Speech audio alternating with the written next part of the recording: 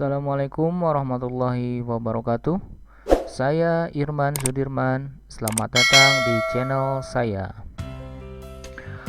Oke teman-teman, pada kesempatan kali ini saya akan melanjutkan materi sebelumnya, di mana sebelumnya kita sudah membahas mengenai fungsi icon yang ada di menu home ya, pada grup clipboard dan font di Microsoft Office Word.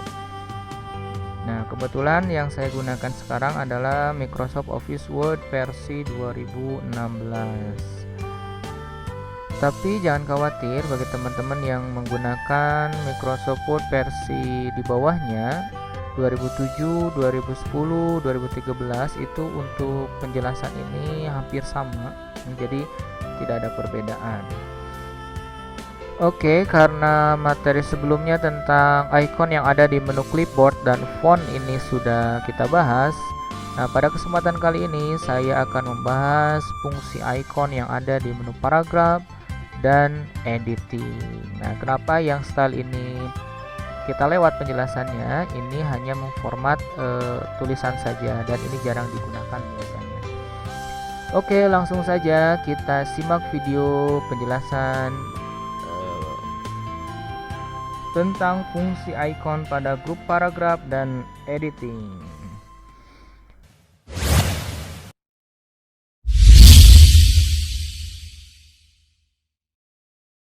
Oke, di sini saya sudah menyiapkan teks ya.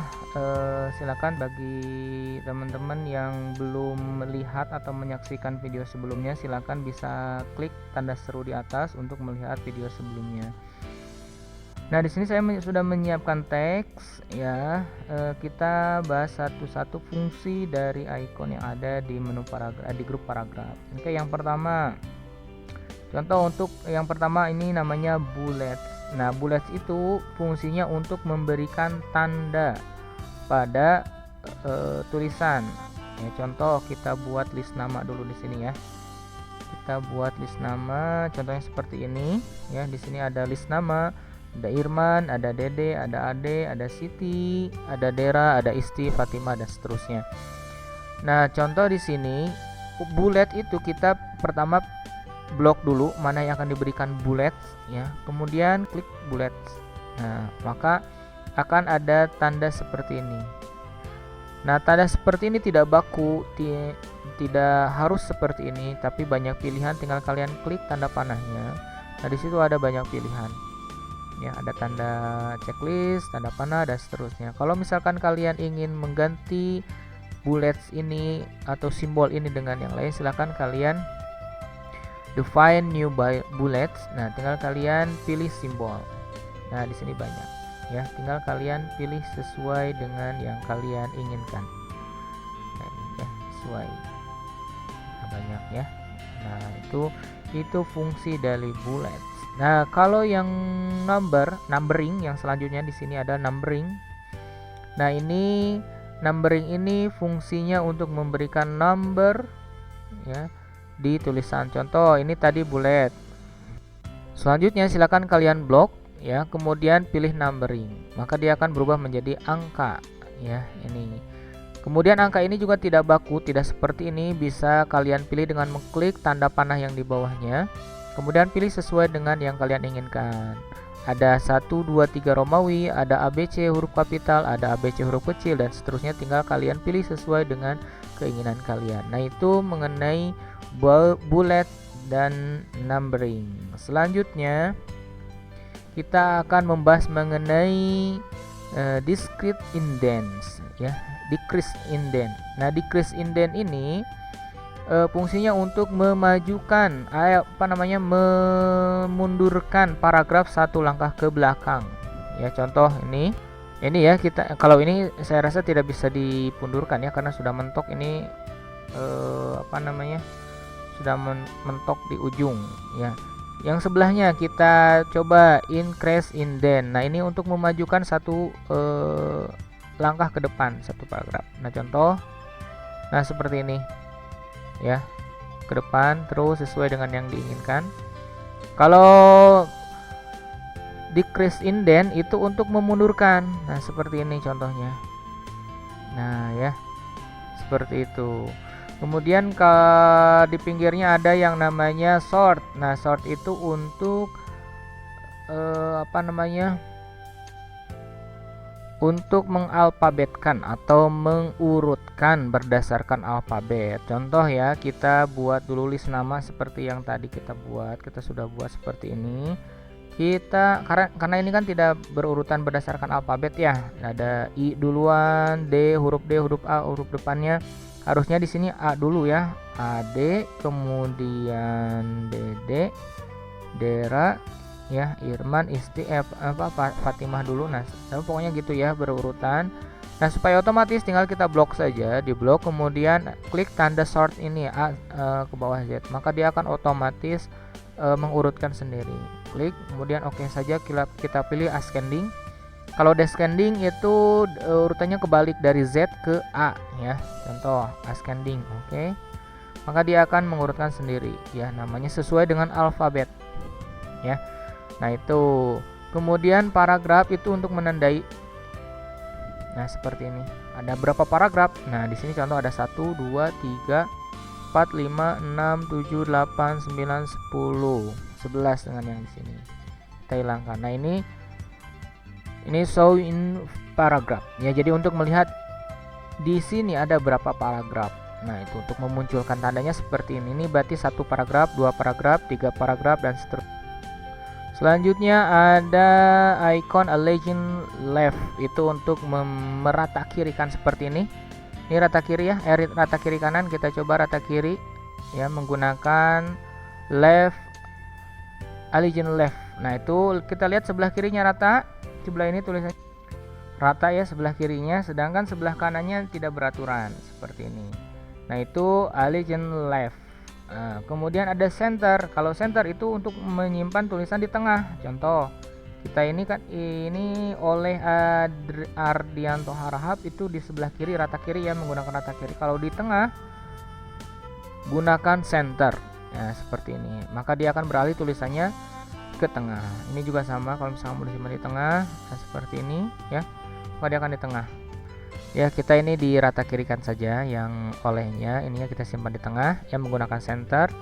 Kemudian ada align right. Nah, ini kebalikan dari sini, itu ratanya sebelah kanan. Contoh ini kan menggunakan left ya, rata kiri. Nah, kalau menggunakan yang rata kanan seperti ini jadinya. Nah, di sebelah sini dia rata, sedangkan di sebelah kanannya tidak beraturan seperti ini ya. Itu rata kanan. Kalau rata kiri sebaliknya seperti ini. Ya. Kemudian ada justify, ini untuk merata kiri kanan. Jadi tulisannya antara kiri dan kanan, batas kiri dan kanan itu akan sejajar seperti ini contohnya. Ya, kalian bisa membedakan ya, ini rata kiri ya, kirinya rata, kanannya tidak beraturan, tengah semua tulisannya di tengah. Ya, jadi rata kiri kanannya tidak beraturan. Ini rata kanan, kanannya rata, sebelah kirinya tidak beraturan, dan ini rata kiri kanan. Nah, seperti ini. Jadi sebelah kiri dan sebelah kanan itu sejajar sama ya. Nah, kemudian selanjutnya ada yang namanya line and paragraph spacing. Ini untuk memberikan jarak spasi antara garis ke satu dari tulisan, kedua jarak ya antara tulisan, antara baris ya. Contoh, kita beri jarak di sini, ada pilihan, tinggal klik saja tanda panahnya. Di sini ada pilihan 1, 1, 1,15, 1,5, 2 dan seterusnya. Tinggal kalian pilih sesuai dengan yang kalian butuhkan di sini ya. Tinggal kalian pilih saja. Nah, di sini kita pilih 1,5 saja. Nah, seperti ini ya. Kemudian ada shading. Nah, ini untuk memberikan warna. Contoh blok. Ini enggak ada. Ini karena tidak ada warnanya ya. Coba kita lihat. Nah, seperti ini. Nah, jadi dia memblok satu baris. Ini juga sama ya. Ya. Nah, ini fungsi dari shading. Kita kembalikan lagi ya ke awal di blok, kemudian warnanya di no color ya, supaya semuanya tidak ada warnanya. Nah, gitu ya. Jadi untuk shading ini untuk memberikan warna pada tulisan yang di blok ya, bukan warna teksnya tapi warna bloknya.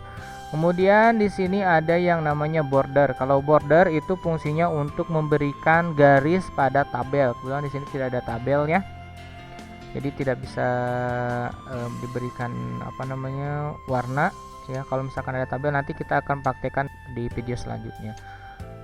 Itu untuk menu paragraf atau grup paragraf ya. Selanjutnya kita bahas mengenai grup yang ada di editing, dimana di sini di editing itu ada 3 icon. Yang pertama ada find, ada replace dan select ya. Icon find di sini fungsinya untuk mencari. Contoh ya, kita akan cari kata ya, mencari kata berdasarkan kata yang kita butuhkan. Contoh kita akan mencari Yapip. Nah, dia akan memberikan warna bahwa ini di file ini yang sedang kita buka. Nah, ini di blok ya. Berarti ini ya. Atau misalkan kata yang lain, misalkan kunci. Nah, dia akan langsung mengarah atau di blok warna kuning berdasarkan kata yang kita cari. Kemudian kalau replace itu untuk mengganti. Contoh ya, kita ganti. Nah, ini misalkan kita ganti, nah di sini ya supaya jelas, kita ganti nama Ade atau Irman ya, menjadi namanya Irman Sudirman.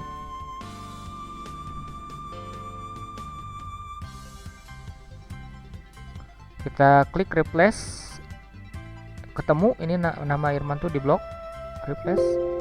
Nah, dia akan berubah. Jadi kalau misalkan banyak ya, kalimatnya banyak, itu akan terganti secara otomatis keseluruhan. Contoh kita ganti ya nama SMP Yapipnya. Nama Yapip kita akan ganti menjadi Yayasan Pendidikan Islam. Oke, karena di sini ada beberapa, jadi kita pilihnya bukan replace tapi replace all atau semuanya kita ganti. Kalau misalkan semua kata Yapip akan diganti menjadi Yayasan Pendidikan Islam, semuanya tanpa terkecuali, tinggal kita klik replace all. Maka semua kata Yapip itu akan berganti menjadi Yayasan Pendidikan Islam. Ya. Nah, itu untuk replace ya, dan select. Sedangkan select untuk fungsinya untuk memilih teks atau objek pada file kita. Contoh kita klik di sini, ada klik select, kemudian select all, itu akan semuanya terblok ya. Kalau misalkan select objek berarti kita pilih hanya objek saja, beberapa objek. Nah, capture ya, untuk mengcapture ya atau mengambil beberapa objek ya. Nah, itu saja mungkin yang dapat saya sampaikan pada video kali ini. Semoga dapat bermanfaat. Mohon maaf jika ada kekurangan. Ditunggu komentar, masukan di bawah ya, di kolom komentar di bawah untuk kemajuan channel ini. Terima kasih. Wabillahi taufiq wal hidayah. Wassalamualaikum warahmatullahi wabarakatuh.